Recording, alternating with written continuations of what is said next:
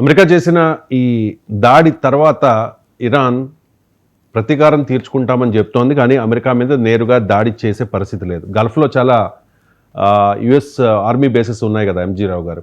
అంటే గల్ఫ్లో ఉన్న US army బేస్ల పైన ఇరాన్ అటాక్ చేయడానికి సిద్ధమవుతున్నట్టుగా సమాచారం. అదే జరిగితే పరిణామాలు ఏ రకంగా మారుతాయి? ఒకటేనండి, ఇప్పుడు అమెరికా అనేది చాలా సుదూరంగా ఉంటుంది. సుమారు 13,000 కిలోమీటర్ల దూరం ఉంటుంది ఇరాన్కి.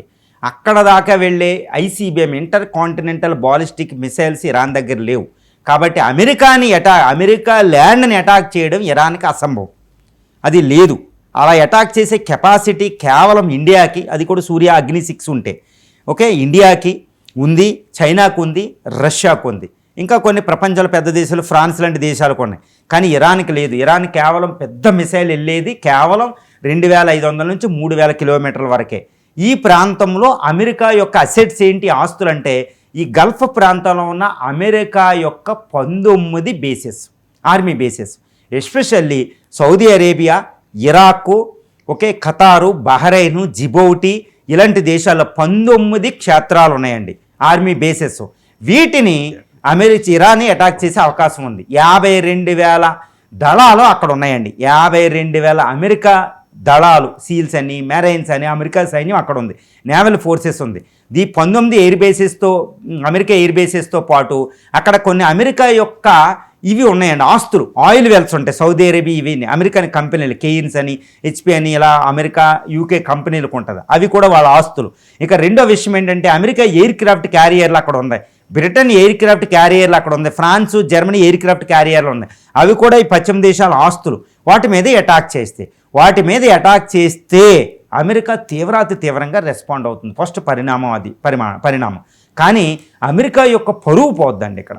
ఎందుకంటే అమెరికా ఎయిర్ బేసెస్ని వీటిని ఇరాన్ అటాక్ చేసిందంటే, మరి ఇక్కడ ఇంకొకటి ఏంటంటే ఇరాన్కి అంత కెపాసిటీ ఉందంటే, ఇరాన్కి ఇప్పటికే ఫాతే, షాహిద్ 102, షాహిద్ 330 ఇలాంటి మిసైల్స్, డ్రోన్లు తీవ్రంగా ఉన్నాయి, 10,000 వరకే. ఈ మిసైల్స్ పరిధిలోకే ఇవి వస్తాయి. ముఖ్యంగా ఇరాక్ అనేది చాలా దగ్గరలో ఉంటుందండి, ఇరాన్ పక్కనే. ఆ క్షేత్రాల్లో 10,000 అమెరికన్ ఫోర్సెస్ ఉన్నాయి. ఈ 52,000 ఫోర్స్లో ఎంతమంది చనిపోయినా అమెరికాకు పరువుకి, అమెరికా యొక్క దాని యొక్క స్టాచర్కి చాలా తీవ్రమైన విఘాతం కలిగిపోద్ది అనమాట. కాబట్టి అమెరికా తీవ్రంగా రెస్పాండ్ అవుద్ది. ఇంకోటి ఏంటంటే ఇరాన్ను వీటి మీద అటాక్ చేయడానికి కావాల్సిన గ్రౌండ్ దానికి వచ్చింది దౌత్యపరంగా, మా సెల్ఫ్ ప్రొటెక్షన్కి అని చెప్తుంది. మళ్ళీ ఇరాన్కి కెపాసిటీ ఒకవేళ తక్కువ ఉన్నా అక్కడ చైనా, రష్యాల కెపాసిటీని ఎక్కువ చేసే అవకాశం ఉంది, తన యొక్క మిసైల్స్ అని, ఇవి శాటిలైట్ ఇవి ఇవ్వడం వల్ల. దీనివల్ల ఏంటంటే రష్యా, చైనా కలిసి వచ్చేది ఏంటంటే అమెరికన్ ఎయిర్ బేసెస్కి అక్కడ నష్టం కలిగితే అక్కడ రష్యా, చైనాల యొక్క ప్రాబల్యం పెరుగుతుంది.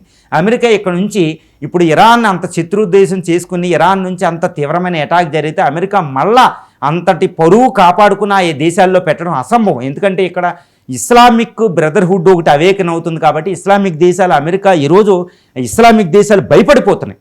అమెరికా ఎయిర్ బేస్లు, అమెరికా ఆర్మీ బేస్లు తమ దేశాల్లో ఉండడం వల్ల ఇజ్రాయెల్ అటాక్ చేస్తుంది కాబట్టి, ఇరాన్ అటాక్ చేస్తుంది కాబట్టి ఆయా దేశాలు భయపడుతున్నాయి. ఎందుకంటే అవి యుద్ధంలో రావడం ఇష్టం లేదు మిగిలిన ఇస్లామిక్ కంట్రీస్కి. Saudi Arabia, Kuwait, Bahrain, Qatar, UAE, Iraq, ఈ జిబౌటి, ఈ దేశాలు దేనికి కూడా ఇరాన్ని కెలుక్కోవడం ఇష్టం లేదు.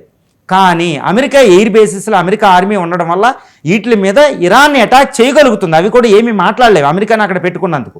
కాబట్టి భవిష్యత్తులో ఈ క్షేత్రాలు పోతే మళ్ళీ అమెరికాకి అవి పర్మిషన్ ఇవ్వవు. కాబట్టి ఒకవేళ ఇరాన్ మాత్రం ఈ అమెరికా ఎయిర్ బేసెస్ మీద అటాక్ చేస్తే మాత్రం అమెరికాకి తీవ్ర నష్టం అవుతుంది. కాబట్టి అమెరికా ట్రంప్ ఏంటంటే ఉన్నది అసలే ట్రంప్. కాబట్టి ఇరాన్ మీద తీవ్రంగా రెచ్చిపోయే అవకాశం ఉంది. ఇజ్రాయెల్ ద్వారా, ఇరాన్ ద్వారా తనకు తానే రెచ్చిపోయి అమెరికా ఈ టెహరాన్ మీద టాక్టికల్ ఆటం బాంబు వేసే అవకాశం కూడా అక్కడ ఉందని కనపడుతుంది. అలా జరిగితే ఇరాన్ కూడా ఈ రష్యన్ మిసైల్స్ ద్వారా తను కూడా అణ్వస్త్రాన్ని ఉపయోగించే అవకాశం ఉంది. ఇజ్రాయెల్ మీద ఈ అణ్వస్త్రం ఇరాన్ మీద ఉండే అవకాశం ఉందన్నమాట. కాబట్టి అణుయుద్ధానికి దారితీస్తుంది. ఇప్పుడు ఇరాన్ హర్ముజ్ స్ట్రైట్ను క్లోజ్ చేస్తుందని ఫస్ట్ చెప్తుంది. కానీ అమెరికన్ బేసెస్ మీద అటాక్ చేసేస్తున్నామని బయటికి చెప్పడం లేదు. కానీ ఈ రానున్న కొన్ని గంటల్లో, రానున్న రోజుల్లో ఎట్టి పరిస్థితుల్లో ఇరాన్ అమెరికన్ బేసిస్ మీద అటాక్ చేయొచ్చు. అది ఎలా చేస్తుంది అనేది దానికి 2 మార్గాలు. ప్రత్యక్షంగా ఇరానీ ల్యాండ్ నుంచి ఈ అటాక్ జరగకపోవచ్చు, అప్పుడు ఇరాన్ని నిందించడానికి అమెరికాకి అవకాశం ఉంది. ఎందుకంటే ఇప్పుడు ఇజ్రాయెల్ ద్వారా అమెరికా అటాక్ చేస్తుంది, ఇజ్రాయెల్ని ఇరాన్ అటాక్ చేస్తుంది. కానీ నేను ఫస్ట్ ఇప్పుడు దాకా యుద్ధంలో లేనని అమెరికా చెప్తుంది ఇప్పుడు వచ్చేంతవరకు. అలాగే ఇరాన్ ఏమంటది, తన హౌతీస్ అని ఒకళ్ళు ఉన్నారు యెమెన్లో, అక్కడ రెడ్ సీ దగ్గర ఉన్నారు. ఈ యెమెన్లో ఉన్న హౌతీస్కి ఈ బాలిస్టిక్ మిసైల్ వీటికి కెపాసిటీ ఉందన్నమాట. వీళ్ళు ఆ హౌతీస్ అమెరికన్ బేసిస్ మీద అటాక్ చేస్తే అది ఇరాన్ మీదకి వెళ్ళదు.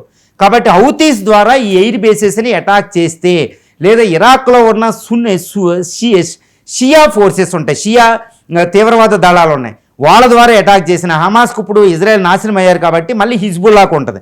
అంటే ఇరానియన్ ప్రాక్సీస్ ద్వారా అమెరికన్ ఎయిర్ బేసెస్ని ఇరాన్ని అటాక్ చేసే అవకాశం ఉంది. ఇలాగే జరిగితే ఈ అమెరికాకి తీవ్రమైన నష్టం జరిగింది. ఎందుకంటే అమెరికా మళ్ళీ వచ్చి ఇరాన్ని అటాక్ చేయలేదు, హౌతీస్ మీద అటాక్ చేయాలి. కానీ ఇక్కడ ఒకటి గమనించాలి, ఈ హౌతీస్ మీద అమెరికా ఓడిపోయింది. ఎందుకు ఓడిపోయిందనే పదం ఉపయోగిస్తున్నానంటే, ట్రంప్ ఇరాన్ మీద అటాక్ చేసే, ఇజ్రాయెల్ ఇరాన్ మీద అటాక్ చేసే కొన్ని రోజుల ముందు ఇదే ట్రంప్ తన F-35 బాంబర్స్ వీటి ద్వారా హౌతీస్ని తీవ్రంగా అటాక్ చేశారు. సానా అక్కడ ఉన్న పోర్టులను అటాక్ చేసినా ఏం చేసినా హౌతీస్ లొంగలేదు. హౌతీస్ కూడా కొన్ని యుద్ధ విమానాలు పడేశారు, ఎయిర్ క్రాఫ్ట్ క్యారియర్ని అటాక్ చేశారు. కాబట్టి హౌతీస్కి ఫోర్స్ ఉంది. అంటే అమెరికన్ ఎయిర్ బేసెస్ని హౌతీస్ అటాక్ చేస్తే హర్ముజ్ స్ట్రైట్ని ఇరాన్ క్లోజ్ చేస్తుంది. ఈ విధంగా ఇరాన్ తయారు చేసిన ఈ రెసిస్టెన్స్ని, ప్రాక్సీస్ని ఇక్కడ వాడుకునే అవకాశం ఉంది. కాబట్టి ఇది అమెరికాకి తీవ్ర నష్టం, ప్రపంచాన్ని అల్లకొల్లోలం వైపు తీసుకెళ్తుంది. గల్ఫ్ రీజన్ అయితే ఇంకా శాంతిని అక్కడ పునరుద్ధరించడానికి అవకాశం లేకుండా పోతుందండి.